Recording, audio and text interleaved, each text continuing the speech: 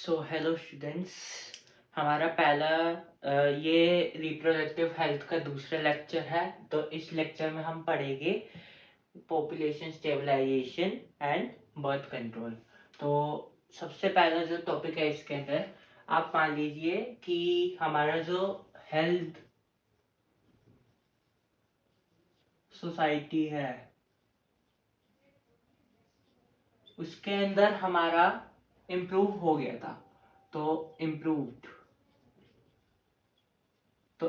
होने की वजह से क्या हुआ कि जो हमारी, जैसे मान लीजिए हमारी 1900 में जो वर्ल्ड की पॉपुलेशन थी वो हमारी 1900 में 1.2 बिलियन थी। 1.2 बिलियन। और हमारी 2000 तक आते आते ये पॉपुलेशन हो गई 6 बिलियन। एंड 2011 तक आते आते हमारी हो गई 7.2 बिलियन। तो हमें एक सिग्निफिकेंट ग्रोथ इंक्रीज होने में एक पैटर्न दिख रहा है कि धीरे धीरे जैसे जैसे हेल्थ सोसाइटी हो रही है हमारी, ये ग्रोथ बढ़ रही है, मतलब नंबर ऑफ पीपल्स बढ़ रहे हैं। अब ऐसा इंडिया में भी हुआ है। इन इंडिया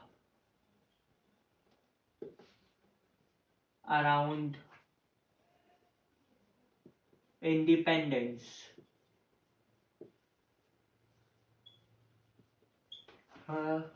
जो हमारी इंडिया की पॉपुलेशन थी वो 350 मिलियन थी। अब 350 मिलियन थी।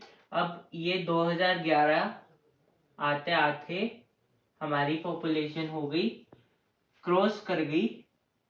आप मान लीजिए पहले 2000 में हमारी ये हो गई अराउंड बिलियन, एंड 2011 में आते आते हमारी हो गई 1.2 बिलियन तक, मान लो आप। तो हमें वर्ल्ड में भी एक सिग्निफिकेंट इंक्रीज दिख रहा है और हमारा इसमें भी सिग्निफिकेंट इंक्रीज दिख रहा है। 1.2 बिलियन इसमें था 2 billion.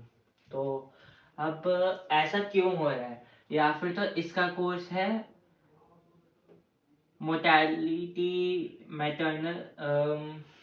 Maternal mortality rate,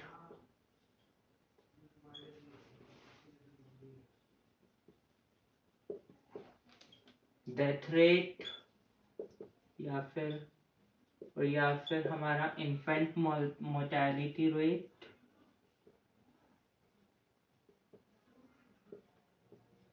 decrease हो रहा है, डिक्रीज होते जा रहा है। और जो हमारा रिप्रोडक्टिव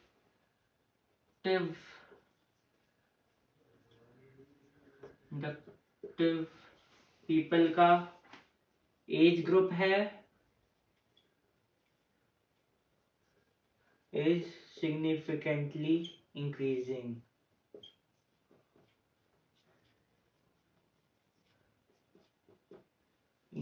मतलब जो हमारी रिप्रोडक्टिव पीपल, जिससे हमारी पॉपुलेशन बढ़ रही है, उस एज ग्रुप के पीपल ज्यादा से ज्यादा आ रहे हैं। तो इसकी वजह से ये एक प्रॉब्लम है। और एक मैटरनल मोर्टैलिटी या डेथ रेट या इन्फेंट मोर्टैलिटी रेट हमारे डिक्लाइन हो रहे हैं, बहुत ज्यादा डिक्रीज या डिक्लाइन हो रहे हैं। तो अब इसके बाद आप मान लीजिए ये हमारा हो गया पैटर्न पॉपुलेशन का। अब डस्टर कहाँ है?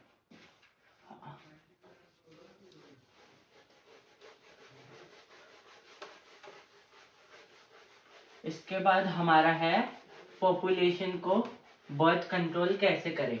अब बर्थ कंट्रोल में सबसे पहला जो स्टेप है उसके अंदर है एडवर्टीजमेंट्स। जैसे आप मान लीजिए एक एडवर्टीजमेंट था जिसमें हमारे दो का नाड़ा लगाया गया था, जिसमें हम दो हमारे दो, मतलब हम भी 2 है, हमारे बच्चे भी 2 है, और ये नारा बहुत ही काम आया और इससे हमारा बर्थ कंट्रोल का थोड़ा इफेक्ट पड़ा। इसके बाद जो हमारा मैरिज एज है, पहले के जमाने में तो हमारी 1-1, 2-2 साल के चाइल्ड मैरिज हो जाती थी। तो हमारी जो मैरिज एज है, हाल की प्यूबर्टी 13 ईयर्स के बाद आती है, बट जो हमारी मैरिज एज है वो हमारी फीमेल की 18 कर दी है, फीमेल 18 एंड मेल की 21 कर दी है। सो जो आप मान लीजिए मैरिज एज हमारी फीमेल की 18 कर दी है, मेल की 21, तो इसने भी एक सिग्निफिकेंट स्टेप लिया है, क्योंकि अगर हमारी एज ही कम होएगी तो उससे पॉपुलेशन और ज्यादा बढ़ेगी।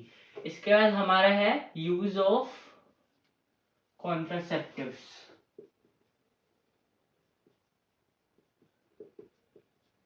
जैसे आप मान लीजिए हमारे आईयूडीज होते हैं और हमारे होते हैं बैरियर्स, नेचुरल, फिजिकल एसेट्रा,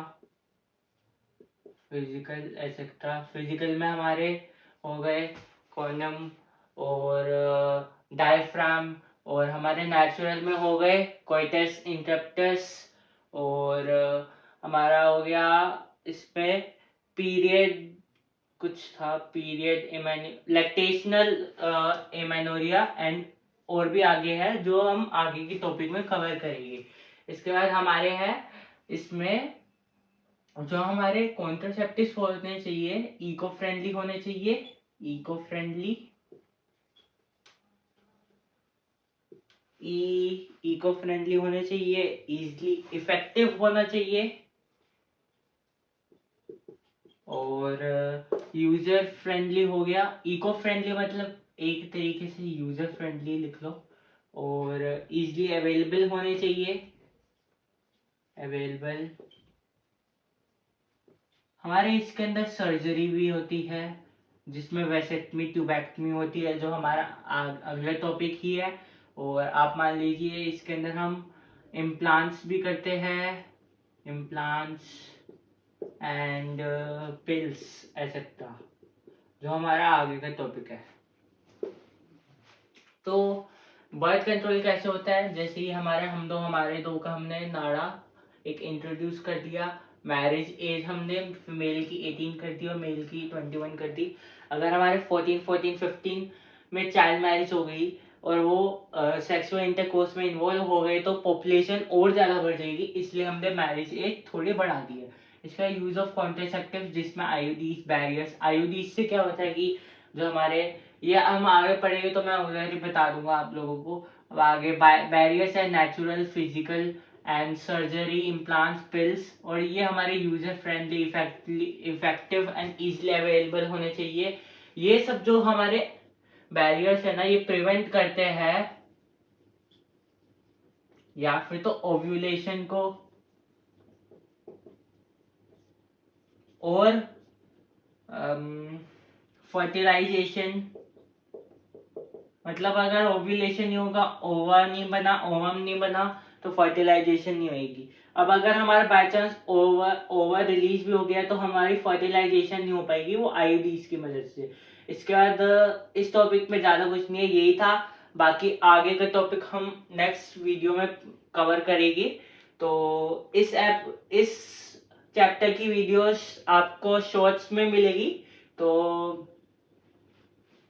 आपको इस चैप्टर की वीडियो शॉर्ट्स में मिलेगी, तो ये ज्यादा बड़ी नहीं रहेगी वीडियो, तो इसलिए आप लोग पढ़ लेना, या फिर मैं इसे वीडियो में ही डाल दूंगा और डिस्क्रिप्शन में मेरा व्हाट्सएप चैनल का लिंक भेज दूंगा, तो आप उसे ज्वाइन करके मुझसे क्वेश्चंस पूछ सकते हैं अगर आपको कोई भी टॉपिक में डाउट है। बाकी मैंने आपको ऐसे बता ही दिया है कि ये वीडियोस में ही डाल दूंगा, क्योंकि शॉर्ट्स में 10-10 मिनट की बहुत बड़ी हो जाएगी। ओके, तो आज की क्लास के लिए इतना ही, मिलते हैं नेक्स्ट क्लास में, तब तक के लिए बहुत बहुत धन्यवाद। लाइक शेयर सब्सक्राइब कर दीजिएगा। Bye bye.